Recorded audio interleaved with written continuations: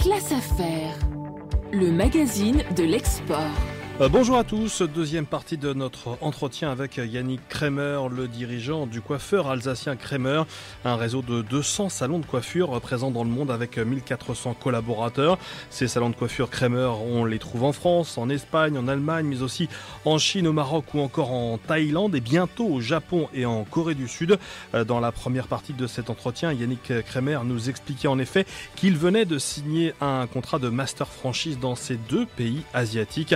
Alors pourquoi ce développement à l'international via des partenaires nationaux, notamment sous forme de master franchise? Écoutez la réponse de Yannick Kremer. C'est important d'avoir des patrons dans chaque pays. Tous les pays ne sont pas pareils. Des fois, je signe un contrat de franchise avec au Maroc, c'est une personne qui a un salon de coiffure. Voilà, il n'y a pas de développement prévu. Pour l'instant, il se peut qu'il y en ait un avec d'autres personnes. Mais en l'occurrence, la personne avec qui j'ai signé, elle a le salon Kremer à Marrakech et elle n'a pas d'ambition autre. Après, si je signe effectivement avec les Japonais, eux, ils ont une ambition importante. Donc, contractuellement, ils ont 50 salons à faire dans les 10 ans, mais leur ambition, elle est au-delà de cela, c'est-à-dire qu'en offre, ils envisagent d'en ouvrir une centaine. Et l'Espagne, pareil, leur ambition est beaucoup plus importante. Ils ont signé aussi l'exclusivité sur le Brésil, sur le Mexique et sur le Portugal. Donc ils ont, malheureusement, l'Espagne est tombée en pleine crise au moment de la signature du contrat, mais dès que ça va aller mieux, ils vont reprendre le développement et développer dans les trois pays qu'ils ont signés. La master franchise, ça vous permet à vous, PME, comme vous le disiez, de partager les risques? C'est aussi ça l'enjeu? Oui, c'est évident. La master franchise, c'est ma PME. Enfin, moi personnellement, je prends très peu de risques, à part de ne pas réussir, mais je ne prends pas de risques financiers, puisque c'est la master franchise qui prend les risques financiers. Elle, moi, je fournis l'image de marque, je fournis le marketing et la communication et la formation, mais je n'ai plus de risques financiers en tant que tel. Justement, une question très très pratique. On coiffe de la même manière en Espagne qu'en Thaïlande ou en Chine, ou enfin, est-ce que tout ça est très pas réglementé, mais voilà, est-ce que tout ça est très codifié sous l'enseigne Kremer? Alors, c'est très simple. Nous avons mis en place avec mes directeurs artistiques et mes équipes de formateurs une technique de coupe que l'on enseigne ici en France, mais qui n'est pas la même en Chine, au Japon, et selon les pays, il faut qu'on s'adapte parce que chacun a son savoir-faire, chacun sait couper les cheveux.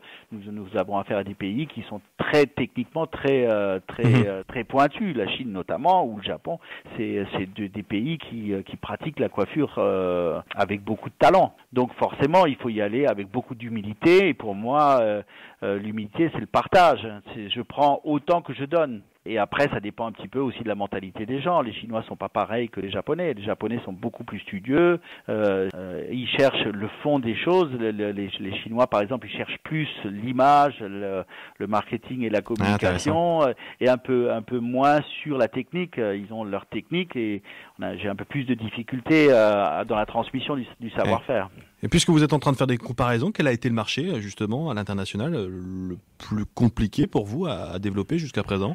La Chine, c'est très compliqué, mais en même temps, c'est tellement passionnant. On a affaire à des gens tellement merveilleux, je dirais, tellement motivés, tellement qu'ils ont telle envie de travailler, une telle envie d'avancer. C'est vrai qu'on est toujours dans les négociations.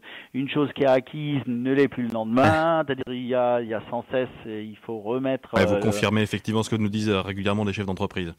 Mais ceci dit, ils ont une parole. Donc moi, ça fait maintenant 13 ans, 14 ans que je travaille avec eux. C'est des gens que j'aime beaucoup.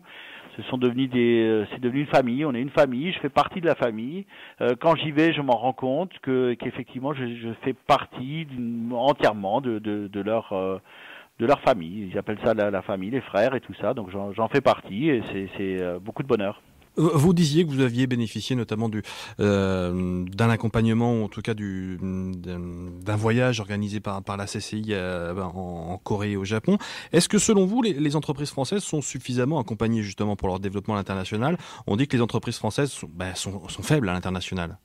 Je pense des fois, on n'est pas au courant de tout. Donc, mais si on s'intéresse un peu, vous avez plein d'acteurs qui vous accompagnent, notamment les CCI sont bien en place. Hein, et moi, je visite maintenant dans tous les pays où je vais. Ils sont bien implantés et il y a une réelle aide. Avec ça, vous mettez la COFAS, la BPI, vous avez vraiment une possibilité de vous faire accompagner à l'international. Après, il faut toujours prendre le risque. Il y a toujours un risque. Hein, c'est jamais sans filet. Hein, donc, il y a toujours. Mais la COFAS et la BPI vous permettent quand même d'y aller un peu plus. Vous encourager à y aller, quoi. Vous avez d'ailleurs connu déjà un ou des échecs à l'étranger sur un pays, ou avec un partenaire?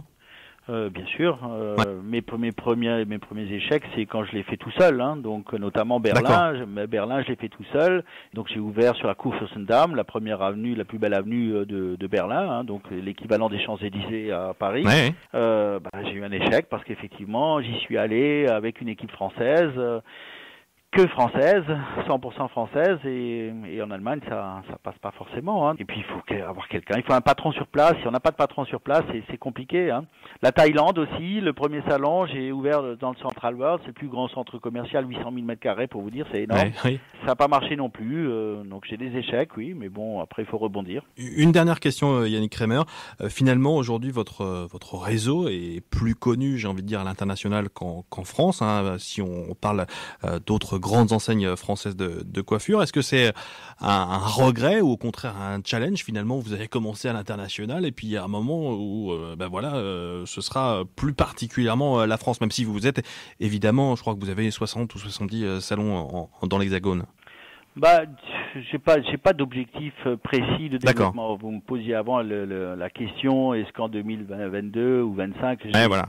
Non, j'ai pas de force, j'ai pas d'obligation de développement. Parce qu'effectivement, le développement, on le fait en interne. On a une petite équipe au siège. On est 6 personnes, donc c'est pas très nombreux. Donc j'ai pas d'obligation absolue de développement. Après, si le développement se présente, je le fais. C'est sûr qu'en France aujourd'hui, la marque n'est pas connue. Elle est connue sur le territoire alsacien. C'est sûr qu'elle est très connue. D'ailleurs, les Alsaciens, ils ont souvent l'impression que c'est une marque très connue en France. Ouais. Et elle est surtout connue ici.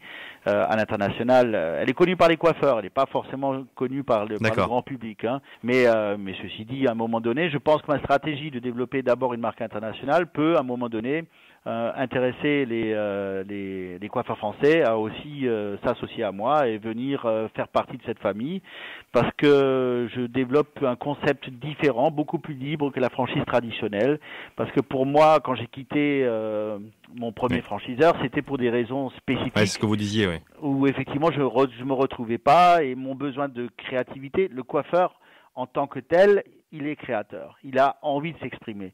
Et souvent les stéréotypes de franchise traditionnelle le mettent trop de contraintes, trop d'images de codes et d'images parachutées de Paris.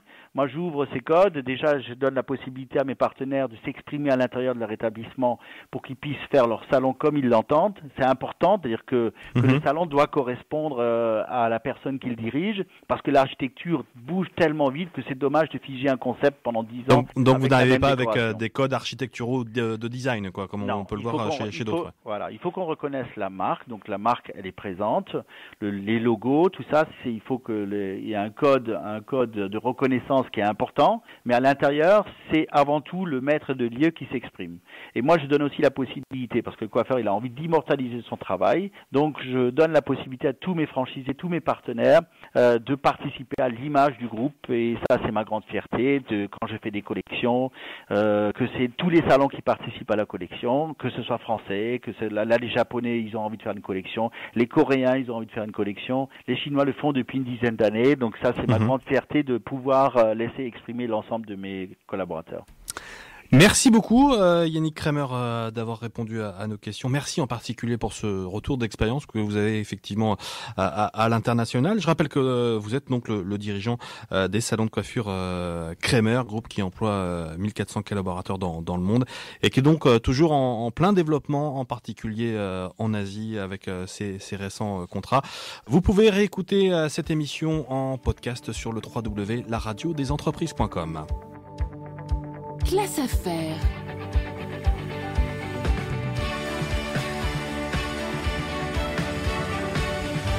Le magazine de l'export.